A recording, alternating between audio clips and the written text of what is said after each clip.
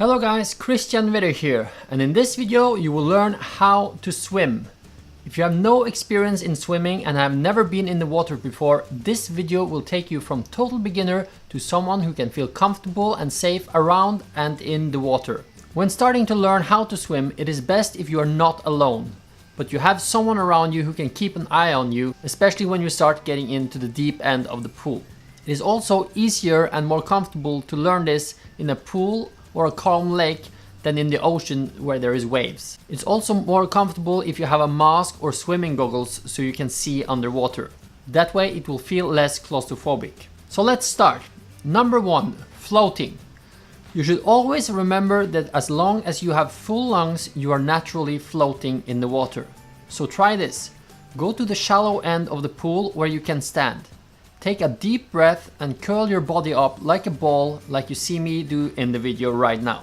When doing this, you will feel that you are floating and staying at the surface of the water. Now I want you to breathe out all the air you have in your lungs, and you will see that your body is sinking to the bottom. So now you know that as long as your lungs are full, you will stay at the surface. If you breathe out, your body will sink. In the beginning, it can feel a bit claustrophobic. You should always know that at any point you can just stand up and you are safe. So what I want you to do is take a breath, curl up to a ball, just float in the water for 5 to 10 seconds. Then you stand up, you take some breaths, breathe a little bit, relax, and then you try to do the same thing again. Just have your face in the water floating. Do this until you feel comfortable having your face in water and just floating around.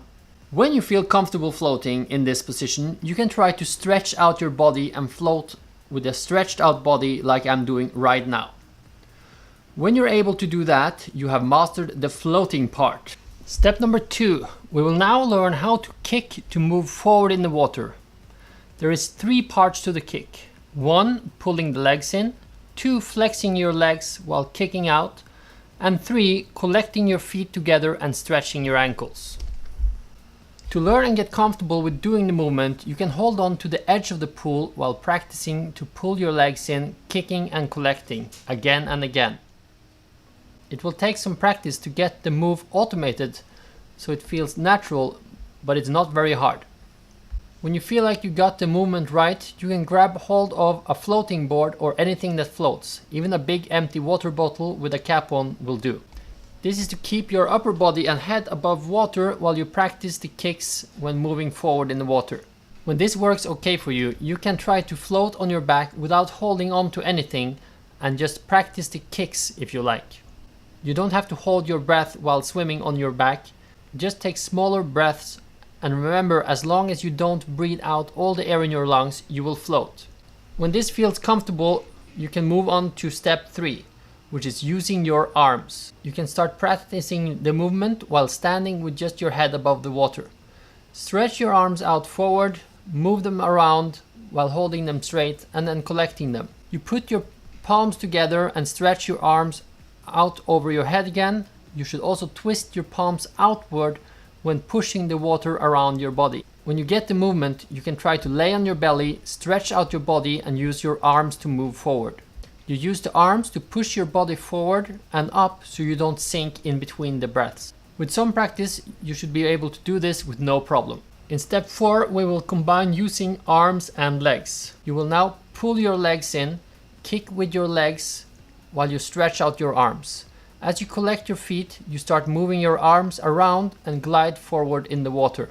You repeat the motion and you are now swimming. In the beginning, it will probably be most comfortable to swim with your head above water at all time. But when you get good at it, you can try to put your head down in the water as you start kicking. And when you pull your arms around, they will push your upper body with your head out of the water. When swimming like this, you breathe in when your head is above water. You then breathe out while your head is underwater. And as your head comes out of the water, you quickly take a deep breath and you repeat the motion, breathing out while you have your head underwater. This is so that your body is more stretched out and you will be able to swim faster than if you keep your head above water all time. And that is all there is to get you started with swimming the breaststroke. Before we move on to the deep end of the pool where you can't stand or touch the bottom, you should feel comfortable swimming around without touching the bottom for a while. It can also be smart to learn how to tread water and how to float on your back, so you won't panic if you get tired. There's a link in this description below on how to tread water and how to float on your back. If you can, I suggest you take a swimming course. That way you will learn how to swim from a swimming coach who will help you with your technique, and you will be a better swimmer who are able to enjoy the water more. Hope you liked this video, and if you want to see more videos like this, please subscribe and hit the bell button so you will be notified next time I upload a video. Have a nice day!